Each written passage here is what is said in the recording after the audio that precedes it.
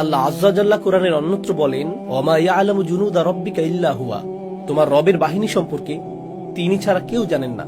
এই হর্ন বেজে উঠলে আল্লাহর সমস্ত সৃষ্টি এমনভাবে আচরণ করবে যেন তারা রিজার্ভ সৈন্য। এই সিগন্যালের অপেক্ষায় ছিল নিজ নিজ পজিশনে প্রস্তুত হতে। সকল সৃষ্টি প্রস্তুত। আল্লাহর সকল ফেরেশতা, আকাশমণ্ডলী, মেঘমালা, পৃথিবী সবাই একই পজিশনে মুভ করবে এই মহা ঘটনা সংঘটনের জন্য, এই উপস্থাপনার জন্য। তো ঠিক এরপরে আল্লাহ বর্ণনা করেন, ফাইদা নুফিখা ফিস-সূরি নাফখাতুন ওয়াহিদা ওয়া হুমিলাতিল আরদু ওয়াল জিবাল, জমিন এবং পর্বতমালাকে উপড়ে ফেলা হচ্ছে, বহন করা হচ্ছে। জমিন এবং পর্বতমালাকে বহন করার ধারণাটা অদ্ভুত, কারণ এখন তারা সবকিছু বহন করে। জমিন আমাকে আপনাকে বহন করে, জমিন আমাদের বাড়ি বহন করে, জমিন সবকিছু বহন করে। আর পাহাড় পর্বত বহন করে বিভিন্ন গাছপালা, পাথর এবং এর উপর স্থাপিত অন্য সবকিছু। তাদেরকে কেউ বহন করে না, তারা সবাইকে বহন করে। আল্লাহ ইতোমধ্যেই এমন একটি দৃশ্য বর্ণনা করেছেন যেখানে আমরা যা কিছুকে বাস্তব ভাবতাম তাকে উল্টে ফেলা হচ্ছে, বিপরীত দিক থেকে উল্টো করে ফেলা হচ্ছে। তো জমিনকে উত্তোলন করা হবে, বহন করা হবে, এর সাথে পর্বতগুলোকেও বহন করা হবে। এটা আরো ইঙ্গিত করে যে আমরা যাকে মনে করতাম এটা সব সময় নিজ স্থানে বর্তমান থাকবে, আমরা যাকে ভাবতাম এর ওজন আছে, দেখা যাচ্ছে এরাই ওজন হারিয়ে ফেলেছে, এদেরকে তুলে নিয়ে যাওয়া হচ্ছে। ফাদুক্কাতান দাক্কাতান ওয়াহিদা, আর একই আঘাতে তাদেরকে চূর্ণ বিচূর্ণ করা হবে, ফলে এরা সমান হয়ে যাবে।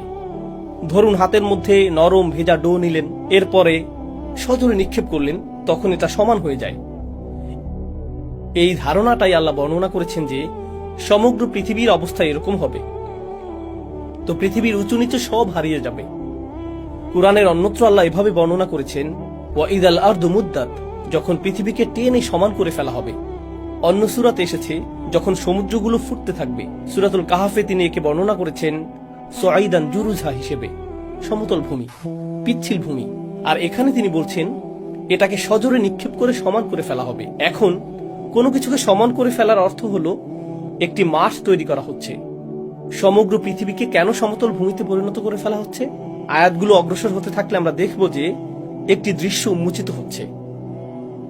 তিনি বলেন, ফায়াউমা ইযিন ওয়াকাতিল ওয়াকিয়া, ওই দিন আসল ঘটনা সংঘটিত হবে।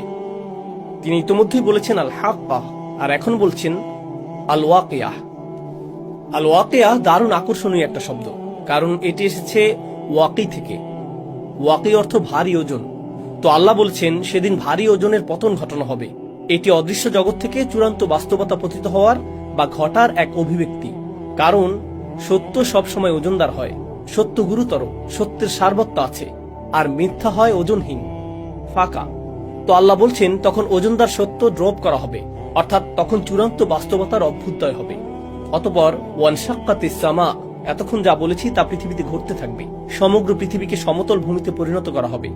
এরপর আল্লাহ বলেন ওয়ানশাক্কাতিস সামা, আকাশকে ছিঁড়ে খুলে ফেলা হবে।